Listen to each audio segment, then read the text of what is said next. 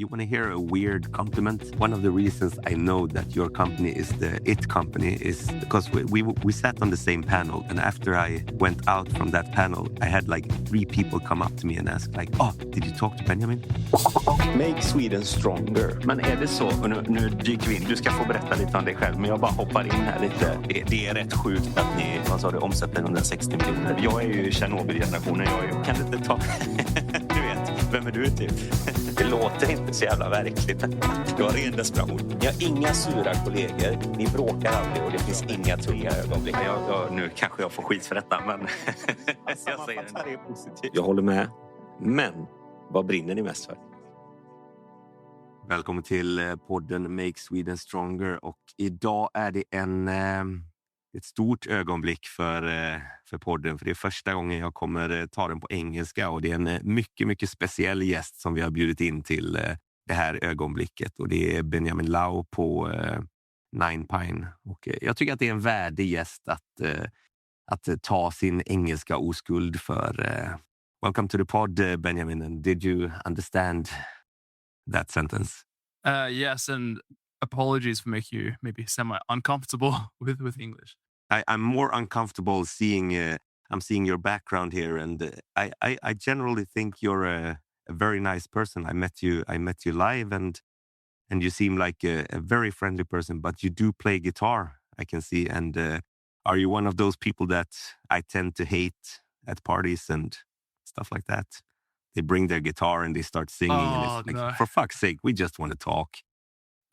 Playing Oasis, Wonderwall, just yeah, definitely not. I love guitar. I played as a kid, and it was hard to convince my parents to play guitar instead of piano, because of course, like as an Asian kid, like piano and violin is it's the go-to moves. Okay, it's the go-to instruments. You know, guitar is kind of for like the rebels or like the school dropouts, perhaps. Especially electric guitar. You know, it's for the devil. But I love it, and I've really like picked it up again. Like I played in bands and stuff as a teenager and like during uni. So for me, it's more of I'm not amazing at it, but for me it's like an outlet. You know, at night when I'm working, procrastinating, but also I'm trying to have like a more rigid schedule and how I can improve as well. You seem like because I read into you before this podcast and I talked to you, like you have a successful company. You seem like a very humble guy. You seem to have graduated school with honors and stuff, and now you also play guitar. What's your like shitty secrets? What are you really bad at? Like to be frank, I'm bad at a lot of stuff, and most things are learnable, right? Like guitar is a skill like you can learn to a certain point. Of course, there's a threshold where the talent and like super, super hard work gets involved. But I think it's with most things, right? Like you can learn most things to a decent level. It's just mastery is a different one. So like, look, I've never played soccer or football in my life. So like, it's a bit embarrassing, like, because, you know, I used to be a swimmer and like, I just never got involved in soccer or football. And like, you know, like when you hang out with mates and stuff, like people, it's pretty common, like at the park or the beach, you play football. And I'm just like, oh shit, I'm like out of my comfort zone. Or like even like I'm not my dad's a handyman. Like, you know, he has all the equipment, like band saws. He can like build a table, and like Kusha, who does Ninepine as well. He can renovate toilets. Like he can like build stuff. But I mean, I can follow like instructions, like a recipe. You know, like if it's like a clear cut. But I'm just not a handyman. Like I see. Okay. It's I really suck at that. I'm very happy to hear that, because I can install a dishwasher. I used to work like an installer of white goods, and I can lay floor and stuff, and that makes me feel some leveling with you here, so I don't have to only fanboy you for the rest of the interview. I know that if we have to put up a shelf or something, well, I can beat you to that at least. Please don't ask me to do anything like that. It'll be crooked. Okay, sounds good. Let's skip all the personal stuff and go into Ninepine, because that's probably what people want to hear about and what I want to hear about. And because Ninepine seems to be the it brand. I'm making quotation marks, but it's been very hyped in different articles and podcasts lately, and I've seen you and your colleagues on panels and stuff. Does it feel a bit weird to be like put on a pedestal like that, or being hyped like that for such a short time? It's gone very fast. It's very flattering to hear that. Yet I don't really feel like personally that like I'm like we're put on a pedestal. Of course, there's like noise and stuff. But I think like people should take it with a grain of salt, because I mean, when we started this 5 years ago, I mean, we were nobodies, and we still are nobodies. I mean, we're just normal people. But it was hard to get in contact with people, and people maybe took longer to reply to emails, perhaps, or other companies or other kind of maybe people you looked up to, or I looked up to, like as like potential mentors. Like, oh, like, hey, can you help me there? I guess getting help was a bit harder, but weirdly enough, it's like easier to get help now. But I think I think people should just kind of be careful when you listen to podcasts or like hear people speak, because I guess with quote unquote like success, everything is relative. There is a tendency for people to build this hubris. I think it's hubris is a word. Where you just think you're invincible, you think you know all, and I mean, there's a huge survival bias in terms of like sampling and like who speaks in these type of like settings and events. So I'll be super careful, and I guess it's not surprising. I guess it's like with sports people, if it's like a Michael Phelps or Usain Bolt, people want to dissect what they're doing. Okay, what's their dietary kind of plan? What's their training habits? Just so they can perhaps replicate their skill or their kind of external success to a certain level. Of course, like they have some like crazy anatomy differences that they're born with, like Michael Phelps, for example, which is hard to replicate. But like for me personally, though, I'm pretty disconnected to all of it. Like I don't feel like I'm really in the whole like say retail ecosystem in Sweden, possibly because I'm already like an immigrant outsider. But I just tend to kind of just focus on my own path. I'm super into like stoicism, like just as a grounding. So I guess not let oneself be carried away by the ups and the noise. And at the same time, by not getting carried away with that, you don't get carried away with the lows as well. Because I guess one of the risks of being too like personally involved in the ego when it comes to people talking about us, oh wow, you did this, blah blah blah. Because if you kind of jump onto that and like really internalize that, then if and when it goes sideways, I mean, you're also gonna feel that too. So kind of hedging my emotional bets. Is that always good? Isn't it kind of nice to enjoy the ups and downs a bit? I mean, of course, to some degree, right? Of course, you need to reflect and then be proud of yourself in terms of where you've come and compare yourself to the person you were like yesterday. But at the same time, I am wary that there is a snowball effect, and it's very easy to become detached and like ungrounded.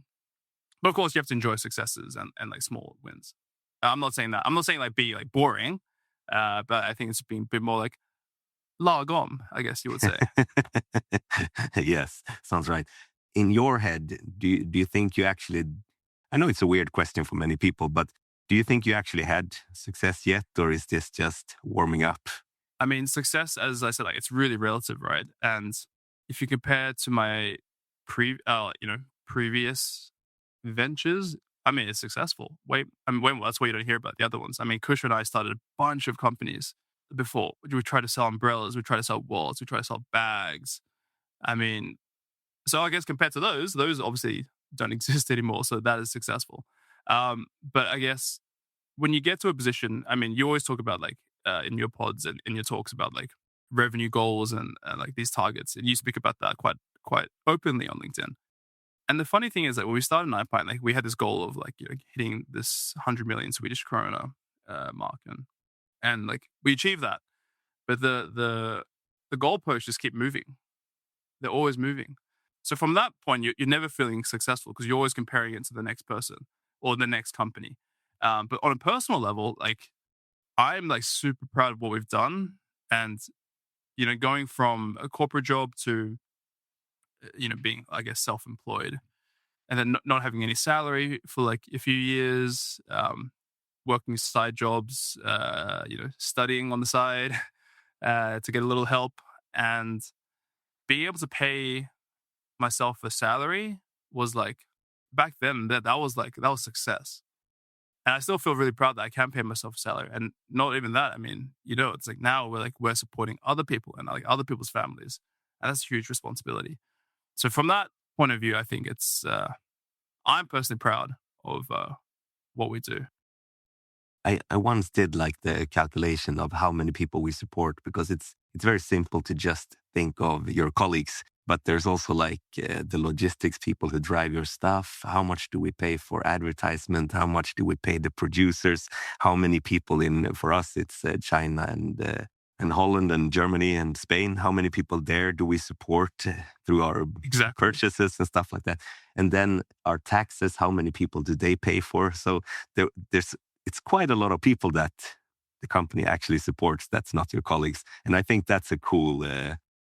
like mental image to have. Like it's fucking hell, it's like 60, 70, 80 people that I support from just this. Yeah, and I think like when we during our time at Facebook, we were there during like the really turbulent political times in Cambridge Analytica and all that kind of stuff. But one thing kind of maintained in the communications there, at least in the business group, was that small businesses, like, because I guess Facebook and those type of platforms really will help businesses like ours like grow and acquire customers and like make customers happy with products and services. But at the same time, essentially they're supporting small businesses or businesses in general, because they create jobs. They create jobs and livelihoods for people. And I am a strong believer in that. And like with that perspective, it's also like, on a personal level, like, I live in Solna, in Stockholm, and like, just a new cafe opens. I mean, or like a new restaurant opens. I mean, we both know how difficult it is to get a business, up and running, let alone in hospitality, for example. Yeah. I mean, and they're supporting people. And I guess I just feel obliged to also eat there instead of McDonald's, maybe. I hate when a new place opens up and you go there and eat and the food is bad. And you have to be like, oh, shit. I want to do the right thing, but no, I'm not coming back. Sorry, mate. Yeah, I mean, sometimes like even if it's like that, like sometimes I would still leave a Google review. I leave a lot of Google reviews. I'm like one of those local guides. I'm as well. Yeah. I'm like I always get those. 5,000 people read your review, and I'm like, oh, okay. There's something wrong with us. Yeah. I think. But I would still like give like a positive review just to help them out, maybe. Like I said, my big goal, not today, but one day I'm gonna find your like shitty qualities, just so I can. You cannot be always a humble and friendly person. I don't believe in that. Maybe not in when it gets competitive. Okay, yeah. If we go back to when you started this company, was there? It's very easy to think in like a retrospect, but was there something actually different with Ninepine compared to the other companies that you guys started? When could you see like this is for real? This is gonna take off. What differed? That's a really good question, and I think it like for most people, if you kind of look at the industry, I mean, going to like clothing online, it's like the most cutthroat, competitive like landscape, right? If you presented this as like a school course, I mean, even in high school, like the teacher would be like, wow, no, don't do this.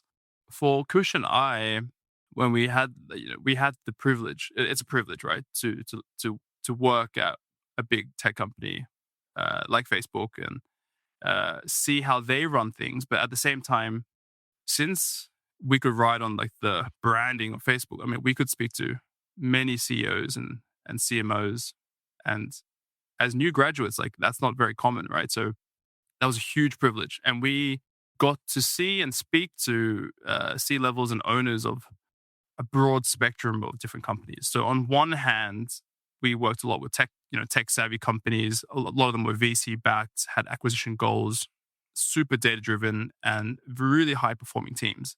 Just in terms of like how they approached projects and tasks, whether it's like through lean principles or through the Scrum, all like the jargon, right? And then on the other hand, we worked with a lot of cool brands or even legacy brands in consumer, not just apparel, but just consumer in general. Because we tended to work with B2C companies more than B2B companies, since it's mainly B2C companies who advertise on Facebook.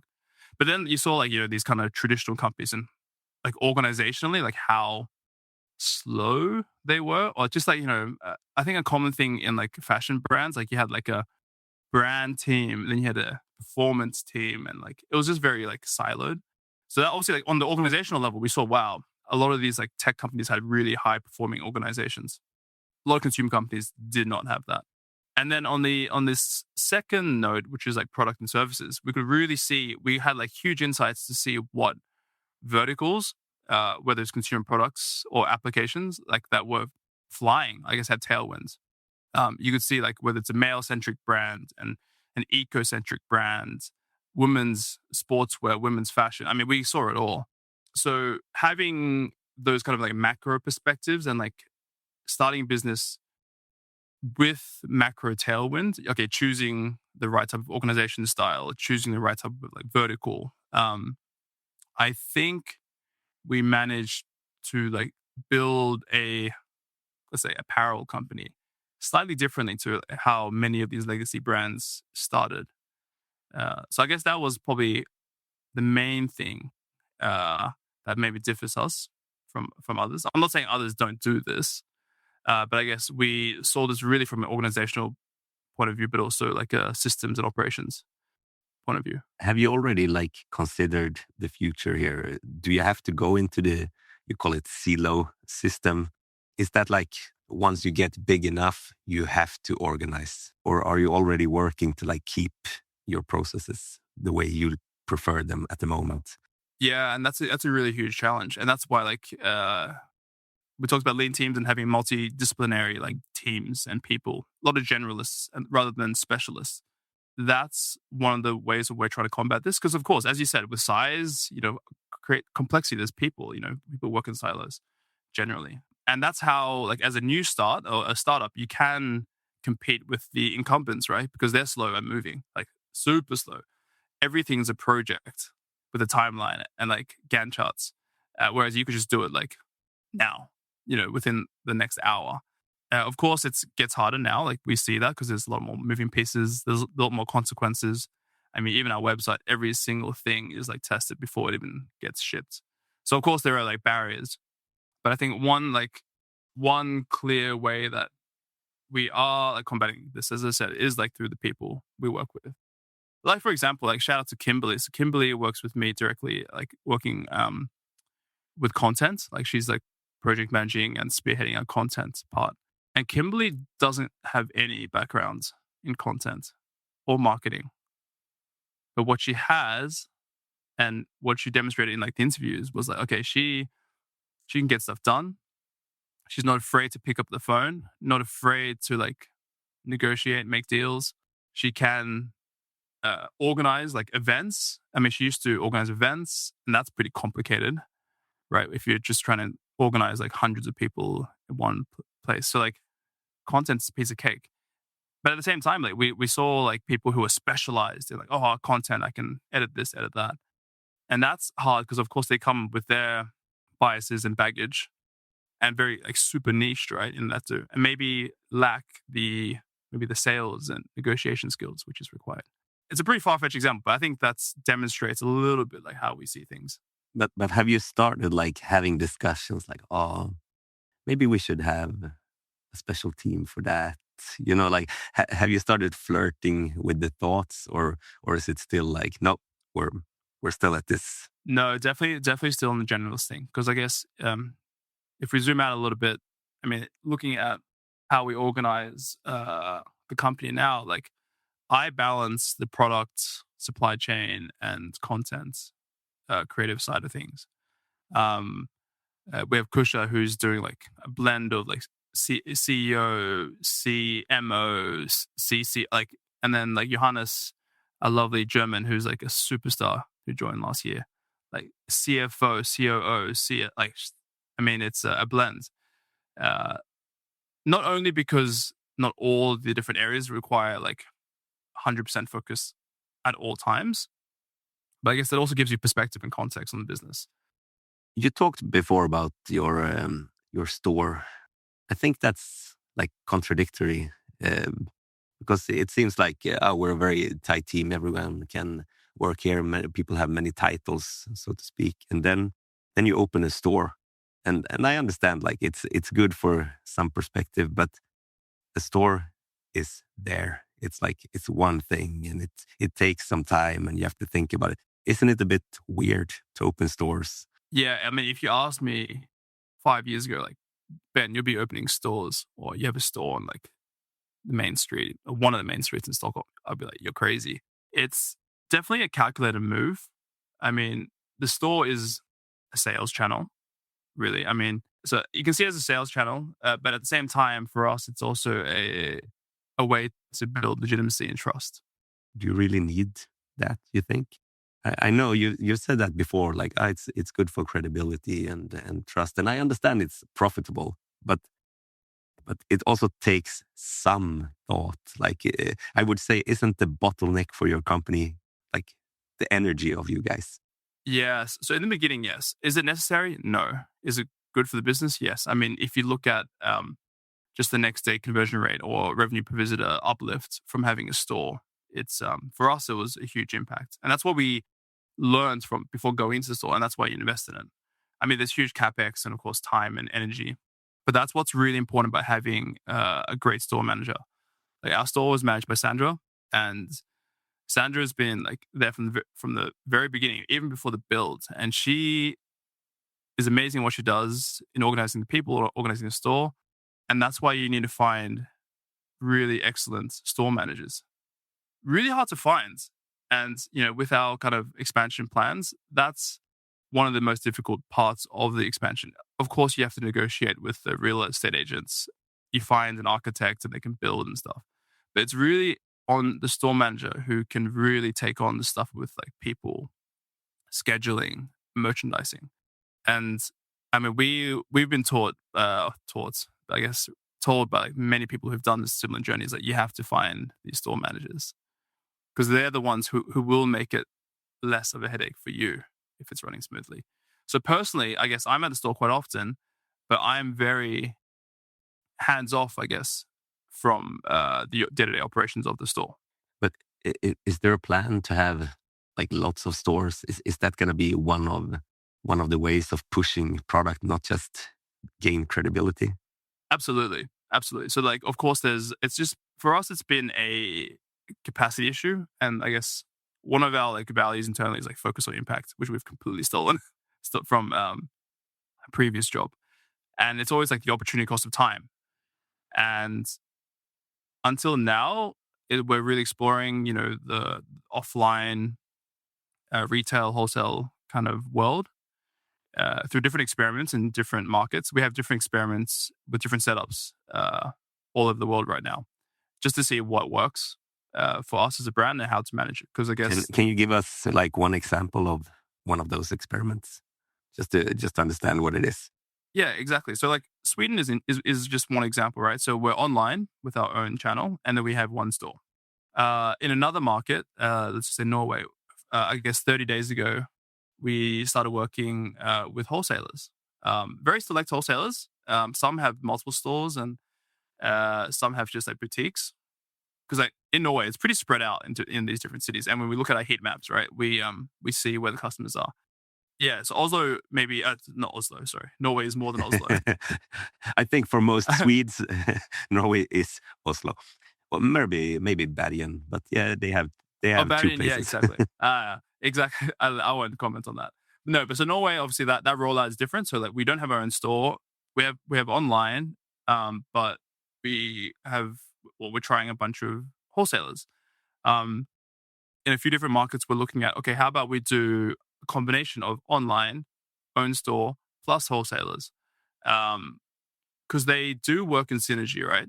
And you can do it either to kind of cement your customer base, like we're here to stay, but also it's meeting the customers where they are.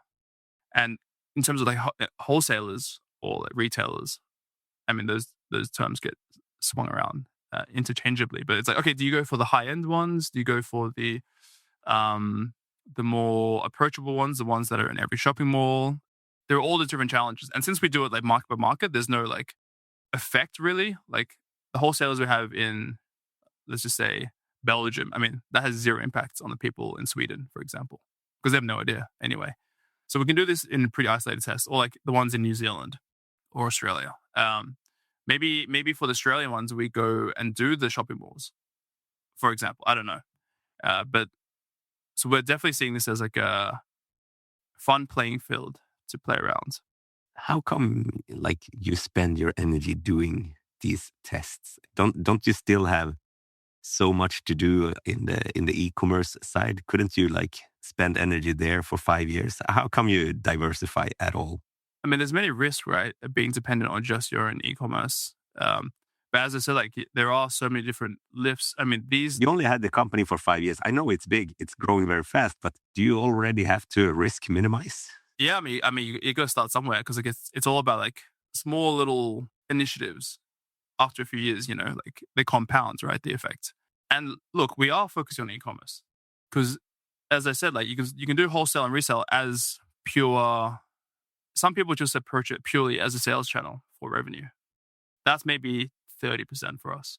It lives online, and that's like it's a huge lift of online. So that's actually one of the main reasons why we do it. Of course, it's a headache, and it's easier to just like do online stuff. I mean, I wish so too. Then I could just sit here in my office and not have to like visit sites. But it's a bit more complicated than that. You guys started Ninepine and you started going into like women's clothing. Normally, people start companies where they have like a background or they see a proper problem. But you guys started from another angle, like you told us. But isn't it a bit weird to find success products in an industry that you don't really know anything about, if I understand it right? How did you start? Like, oh, I ask my girlfriend and she tells me I like this. Like, how do you even start? Yeah, I mean, I can definitely see a point there. And I guess it kind of goes back to like everything can be learned, like technically. And I would argue that we had so much background in the industry. Maybe not in supply chain and product design that we've learned on the way with the help of, you know, people who are actually good at that stuff. But we had huge information asymmetry. I mean, we came from a background where we knew so many founders through talking to them at our job. We saw the whole like social media landscape, which type of companies could acquire customers profitably, which companies were struggling and kept having to raise money. What was the ideal average basket size to have a D2C company? For example, like if a company had an AOV of like, I don't know, in Sweden, 400 crowns. I mean, it's pretty hard to get going profitably since you probably have to spend most of that money on, acquiring customers in the first place through marketing, but then you have shipping and I mean, you have nothing left. And then you just rely on LTV, which is a pretty hard sell, right? In some cases. So we had huge industry knowledge about like apparel, consumer. When it comes to like the product, we have experience in supply chain before because we've started a bunch of different projects that never made it to podcasts. Okay, would you say the supply chain is that's like the main issue? It's not actually the garment itself. It's who to speak to. That's the important part. Yeah, I mean, there's two parts. I mean, working with the right factories and like suppliers who will deliver a product vision that would actually make people happy, that's difficult. And there's so much incentives for like factories to have teams to help you bring your product to market as easily as possible, since that's, I guess, their financial goals, right? To get more sales. We had like luck that we found some decent suppliers in the beginning. They're pretty good for what they were, I would say.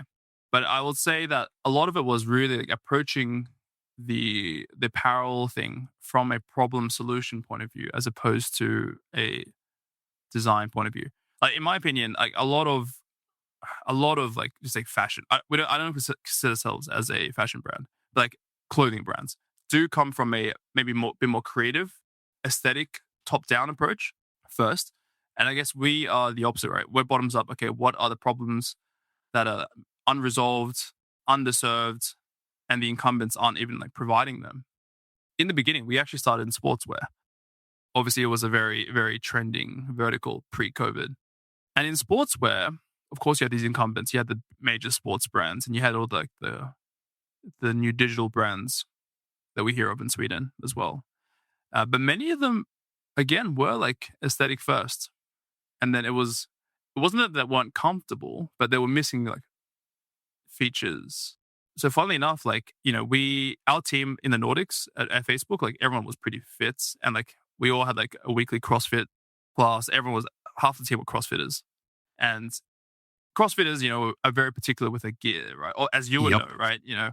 Especially like, with like sportswear, like, because the amount of burpees you do, because there's a lot of abrasion on the thigh areas. Of course, if you like jumping up and down, obviously like they were really keen on shoes. Like those Nike Metcons were like the shoes of like all those CrossFitters were wearing. The bras had to have a support, blah, blah, blah. But then casual goers as well, like, leggings and stuff. Why don't have pockets?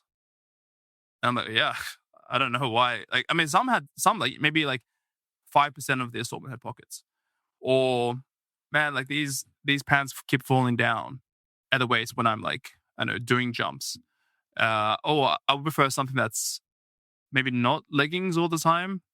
I need something looser.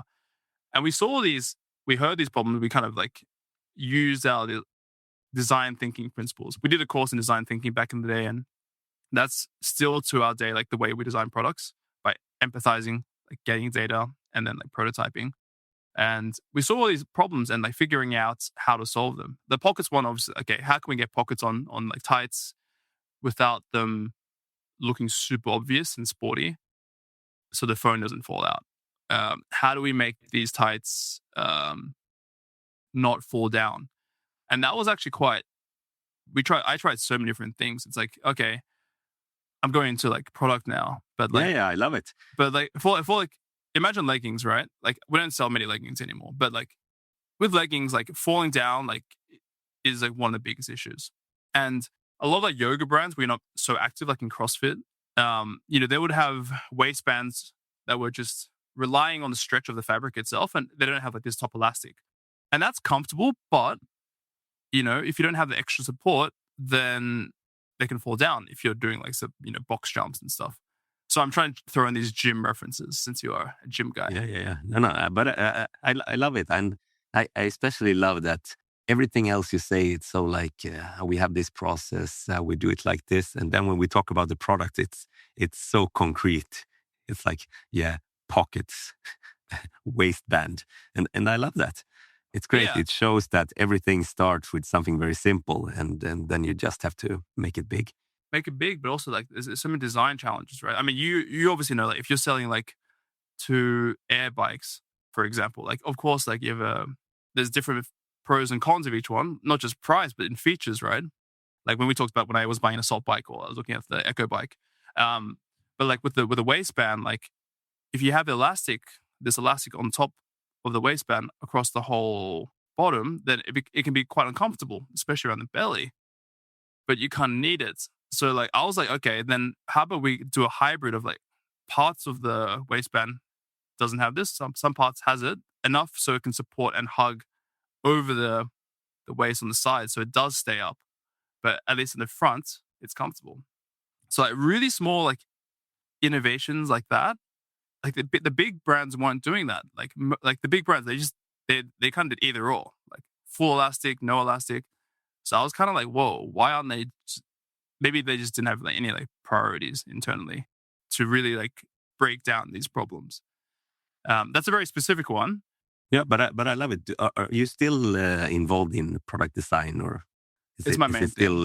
Okay. And how do you get new information now? Because it's very easy to get, like you get used to what works and what doesn't work. You're going to look at your data and see, this sells, but this doesn't. But that's what the big brands did. They saw that this sells and not this, and they didn't think about the third option.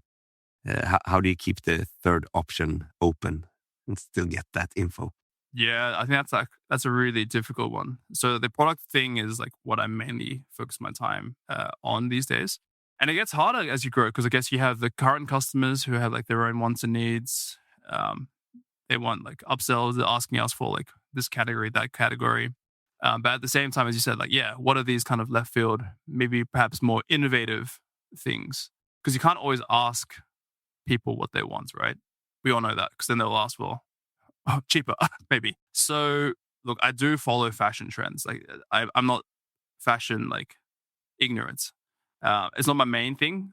It's not like I'm looking at the runway and like checking out all the post reports. I look at those as well, but I'm actually looking at different fields, like different fields in different countries to get inspired, because a lot of the like apparel innovation isn't coming from fashion. Maybe there's aesthetic innovation there. I mean, innovation is on a scale, right? You have like this incremental and like transformative. I'm not talking about transformative. Like I'm not making like fireproof clothing.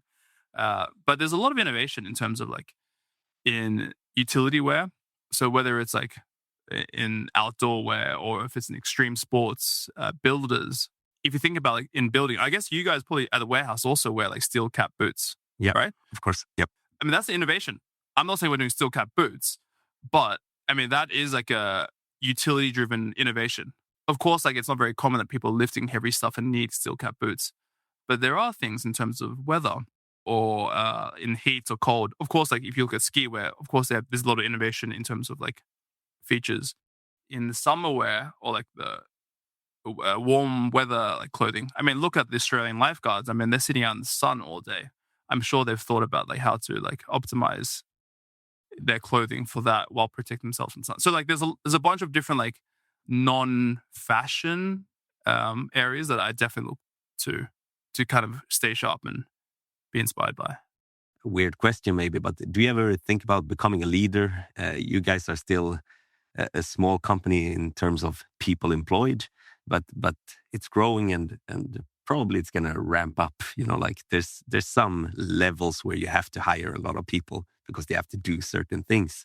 And have you already thought about that? Because you guys seem very like thoughtful about how to do things in the company and how you do. But do you actually think about yourself as a person? You know, how to inspire? Yeah, the funny thing is we actually brought this up in the last management meeting. I guess leaders are they're made. I guess they're not born, right? I mean, it's a skill. And up until this day, like personally, I would say that I have not focused on leadership skills in terms of managing people. Because I guess leaders is also managing company, but also managing people. You know, entrepreneurs like yourself, you're so focused on the business, right? You're a leader of the business, which is one aspect. But being a leader of people is a completely different ballgame. I mean, that's why in so many, like in tech companies, there's also like a people management track where you become a people's manager. And there's also like, you can still like go up the ranks, but you can still like do what you do if it's programming or product or whatever. And I think that's a really clear distinction because I think traditionally people, I mean, in a company, you just moved up the ranks. If you're good at a skill, you automatically got promoted and that automatically meant you managed people, which is not always a good match. I noticed that with myself. Like I have a bunch of reports, quite a few reports to me now. And that's something that I'm trying to work on, like personally. Like, okay, how do I give them autonomy, but still give guidance? So it's something I'm working on personally, but on the company level, one of the things that we're really passionate about is the culture. I don't want to throw it as like a buzzword, but like organization culture is something that's some, you know, a lot of these like technology companies have been really, really, really good at in creating a workplace where people really are like aiming towards the same goal. It's good vibes. People know what to focus on. And of course, that starts with the people, but also starts with buy-in from there is some top down and bottom up, like in how you create that. And then when you have like culture, I mean, at school we learned about the different types of like how you create organizational culture. I think Sheen is the famous academic who writes about it. You have, you know, things that you say you do, things you do, but then you also have the like the objects or the things, whether it's like posters or that kind of stuff. So of course that's like the top level, like the upper level. But on the inner level, it's kind of like the walking the talk, really. So there's different these three different levels of like building a culture is something that we're kind of focusing on now as a company, as we grow and expand. But I think that's just by actively working on that, can be a difference from being reactive to that. Do you think you and I don't know if I'm saying the name right, but Kusha, do you have the same, because one of the easiest things because I own a gym company myself, is that I set the culture in a way, like it's very easy to know, is this the correct culture or not? But if you are two people who are like the head of the company or something like that, then you guys have to synchronize that. From what I've heard, and I might have heard it wrong, but when I listen to you guys in interviews, you seem a little bit more humble, and Kusha seems very much like, yes, we will do this. Like he seems very like a go-getter in that sense. Is it easy to merge that? How do you guys handle that? Yeah, I mean, we're good friends. We used to like live together as well. And funnily enough, like it's also when you live with someone, like me and Kusha did, like I'm a bit like messy. Like I'm very clean. Like, everything is clean, okay, yeah. But like I'll leave my t-shirts, on the ground, or like on the couch. But he is like super tidy, but he won't see the dust and the hairs on the floor. So if we could live together for 2 years, I think we can do this. Okay. But I think we are very different people. I guess it's great for the business, but I guess just people around us to have these two different perspectives. I mean, we are similar, but I guess he is definitely a go-getter. I'm not more chill. I'm just have different perspectives on different things. But I guess at the end of the day, we both have the same goal. The goal is the same. How we get there and how we feel about getting there can differ. But if we have disagreements in terms of like the strategy or like the initiatives, then we look back, we both want this. Which one has a higher probability of success? When it comes to like the culture of like, the company's not just us two. We have other people now who take strong leadership positions, like even like Kimberly or Johannes. And I mean, everyone's quite different in their personality. We do balance it quite well because we do have a very similar background CV, I guess. Look, we're both immigrant kids. We both came from a place of, there's a priority on like studying well, working hard to achieve something, because that's the immigrant kind of story. We've both gone to similar type of schools. We work the same. I mean, as different people, we have a lot of things in common. Yeah, you speak the same language. You understand what you mean when you talk to each other. If you say, this is going to be hard, then you understand, okay, you mean hard like that. Exactly. But he's definitely like, he's much more, he's like, his Kusha's math skills are like off the charts in terms of like, and like, obviously he's really focused on numbers. And like, he's like, just head counting and calculations. It's unparalleled. Like any like management consulting company, they're wowed in an interview. I'm quite the opposite. Like, even though the stereotype of an Asian person. Yeah, I was going to say, you play the guitar and you don't like numbers. Well, it's not that I was still a decent percentile in mathematics, but it was my weaker subject. I was actually more of a humanities and literature. Actually, I'm like in the GRE, which is like one of the entry tests to get into university. It's like my English and like my like written skills, my essay skills are just like way better than my mathematical skills. You want to hear a weird compliment? One of the reasons I know that your company is the IT company is because we sat on the same panel, and after I went out from that panel, I had like 3 people come up to me and ask like, "Oh, did you talk to Benjamin?" People I don't know.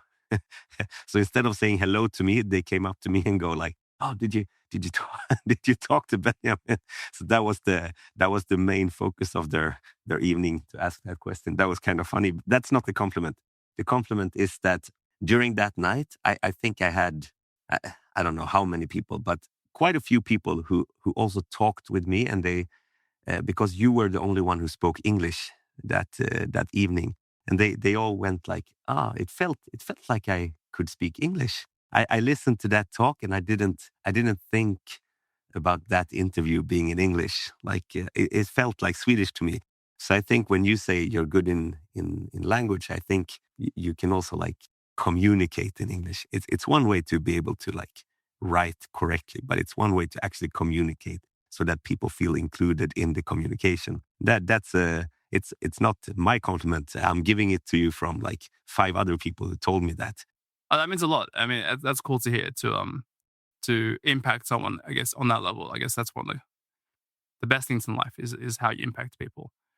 I mean, that's also why I actively choose not to speak Swedish in these kind of settings, because I do speak Swedish. Like I speak it with my wife's family, with friends. Like even Kusha, when we first met, our conversation was in Swedish because I said to him, like, I need to learn Swedish. But I actively choose not to do it in these situations just to save, your ears from this horrible accent. But I think the message, of course I can say what I'm saying, but the message maybe doesn't get the same nuance.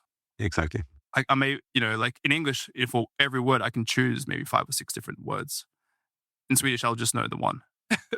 I said the same because for that panel they asked me, can we do the interview in English because of Benjamin? And I said, yeah, if you want no nuance at all, I'll say like profit's good, loss is bad. That's it. That's what I'll say. But before we leave off, I just want to have one discussion about the cash flow. Like how do you handle liquidity and supply chain with that growth? Because that's always been my bottleneck. So I'm very interested in learning how did you manage that? Yes, cash flow. It's a never escaping problem. Exactly. if you do well, it's a problem. If you do bad, it's a problem. It's always a problem. Look, I can give my perspective. Of course, like Jonas Kusha, like much more into the actual numbers than I am. But in the beginning of Ninepine, especially during the rapid growth periods, even from 10 to 100, that was one of the biggest challenges, since you had to buy inventory, right? I mean, that's the sucky part of this business. In the beginning, like the payment terms, before payment terms, I mean, we had, pretty good payouts, right? The great thing with e-com is, of course, that you get the money pretty much straight away, which is fantastic. So that's great. I mean, even in Shopify, you can do daily payouts if you want. Fantastic. When it came to the payment terms, that's where we really struggled in the beginning. We didn't know much better, to be honest. You mean from your suppliers? Or Exactly. So like maybe not the 3PL, I'm talking about like the factories, because that's where most of the money is tied in, right? So in the beginning, like when we were small, we paid 50-50, for example. And that was just the norm. And you had no idea how others did it. And then as you learn and you hear from people like in these talks, people aren't paying deposits. I mean, deposits kill you, right? Obviously, like we buy our own goods, right? So how can you negotiate with suppliers to like, okay, let's not do deposits. Let's do everything on balance. And then, some people, especially new relationships, would be like, oh, no. It depends on your bargaining power. And then, of course, if you manage to get rid of deposits, and then you start talking about days, right? Is it 0? Hopefully not. 30, 60, 90, 120. I love that everyone goes through this, exactly this period. When did you guys start negotiating? Do you remember? How big or small were you? I think maybe like 40. We're like 40 million revenue. Because we kind of always felt like we didn't have the bargaining power. And it really depends. Yeah, and that's the thing, bargaining power. And like even now, like when I deal with new suppliers, if they're listening, it's a whole negotiation process, right? So like now we have 2 people in Vietnam, for example, who are employed by us, and they have a crazy experience working with huge American companies, right? And that's when you have policies, and they have demands, they have bargaining power. So I've taken a lot of learnings from how those guys do it, especially when you meet new suppliers. And then it's really about framing it from the beginning. Like, okay, what are our expectations? Like, if you give us this, then you'll be prioritized for these new lines. If you don't, we'll look elsewhere. And then it's also like the size of the supplier, right? Of course, that's a huge part. Since we work with suppliers these days who, they make the most famous brands everyone knows. And you want the product, right? And you want their QC, you want their skills. But of course, you can't compare yourself to a Nike or whatever, or Patagonia. So then you have no bargaining power. And that, no matter what you say, they'll be like, your order is like... Yeah, it doesn't matter for us. It's like 0% of my sales target. I get you. So that's why you have to be quite strategic in who you go for, right? Do you, like when are you manufacturing clothing with the top dog, but you're a tiny fish, or you're a big fish in a small pond, or you're a middle fish in a pond. So that's something I'm balancing every single day. Since we are working with a lot of new suppliers, we're diversifying across different markets, countries for risk, but also expertise. And at the get-go, I'm like, hey, look, I send like almost like a policy agreement. Like, this is what we expect from our suppliers. Like, just black and white. Is this, and then they're going to know what I'm after. There may be a bit of wiggle room in the beginning, like, hey, maybe first 2 orders that we can do this, and then we'll see. Fine. But then, yeah, so that's payment terms. And then, in Asia, they love LCs, letter of credits. It's such a hassle to do that. But then also, like, when you have balance, right, there are so many of these debt companies, like Extendo or like the equivalents, that can, well, I guess, give you some trade financing. So you can use that. Were those the like 2 main areas to extend the days? I understand, because that was my sole goal last year. Like, I had one meeting, and that was like the most epic meeting of the year, because I could extend them very well, and that made a year for us. But would you say those are like the things to focus on? Get a good payment term and a good system to keep credits for you, if that is bank or if that is companies. Are those the things that you actually worked on? Or do you have some other tip? Like, is there some secret sauce here that I don't know about? Well, the payment terms, like going back to that first one, like that was a huge thing. Like, me and Kusha did visits to our main suppliers. We like legit wore suits. We had like a whole pitch deck. Like, we actually go to our main suppliers. We actually almost pitch. We have a full and beautiful presentation. We talk about our business, our growth, like almost if we're pitching to investors, because I guess they are investing themselves into it.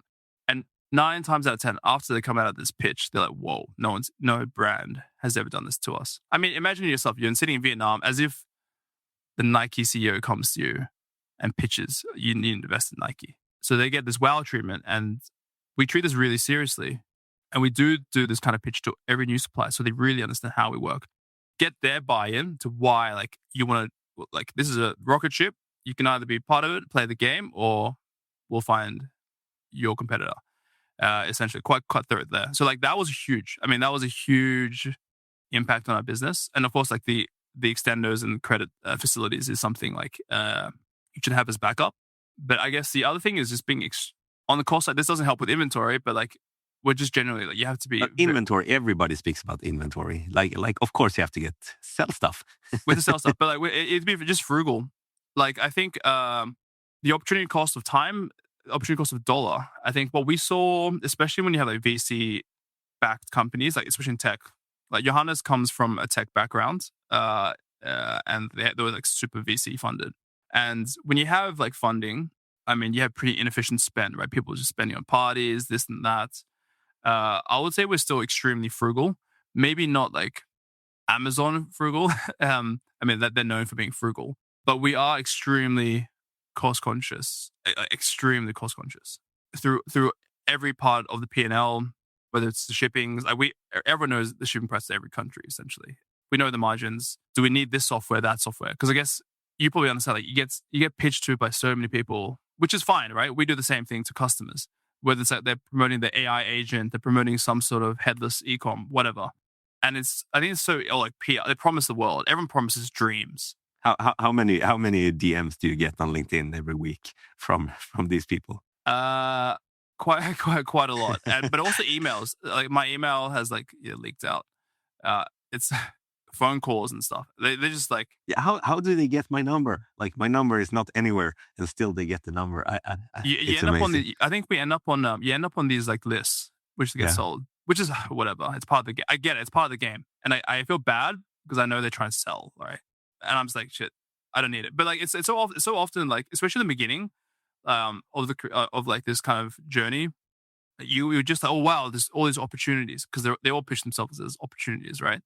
But then you just got to realize, like, what is a waste of time, and what do you need to do now? And I think there are, like, I don't know, like, I've seen some like other kind of companies just pay for convenience. It's a little bit like why you go to 7-Eleven, right? Instead of, you can buy the same product cheaper, well, at the supermarket. And there's a lot of that happens, I guess, when you run a business as well. Like, okay, of course, I can buy this box packaging from this very convenience warehouse next door who makes box packaging. Or I can order triple the amount from X. It's a bit more hassle, but it's worth it. I think it's having that kind of mentality. I mean, there's maybe more street mentality, which is not always the easy route. No, we made, we're going to finish up, but we made like a deal with everyone in the company that if we're asking for someone, like if we're buying well-packed boxes or something like that, we always write like, hi, could you send an offer for this? And sometimes they just send like the normal price, but more often than not, they just give you 10%. It's an extra email and it's like, you save 1,500, 1,000. It's a little bit of a hassle, but who cares? Yeah, I mean, it's just an email. But it's also like realizing like, then going back to like what you learn, especially with like the payment terms, right? So it's like, we learn that you can negotiate with the suppliers pretty hardcore because they want to keep you, right? You can negotiate with the banks because they also want to sell as well. I mean, I went to the bed shop. My wife used to work in a bed shop. She used to manage like a sängjättan. It's like a sofa type of thing back in the days. And like, of course, when you buy like a bed or a cot, I mean, there's wiggle room. There is a lot of wiggle room. And it's just about like being, I won't say cutthroat, but like really just like pushing the limits. And that's what something like Kusha is like insane at. Like he's like master negotiator. So like good luck with any people trying to deal with him. Because like as little as like, like when we go to like Asia or like we go to these, in Asia, like in the markets, everything is negotiable. There's no price, right? Because like I'm a guy, like I see something and I like it. Like it's just like in the market. I'm like, oh, it's okay. Maybe it's a premium, whatever. But he's like, nah. And then, he has all the strategies, whether it's like, you come back, walk away, all that kind of stuff. Okay. Oh yeah. He does it. We call it the Turkish style, like. Yes. It's the perfect way. And he goes full on. And like, and the funny thing is, it's like, I'm like, I really want this. Like, I really want this. And some, some, like most of the time it works, but sometimes it doesn't work. And then like, you lose face and you kind of crawl back. But yeah, if you're looking for like, if you go to markets, go with Kusha. He's good at it. Wonderful. Benjamin, I am so happy we could borrow an hour of your time. I'm very grateful for this interview. Thank you very much. Cool. Thanks for having me. It was fun.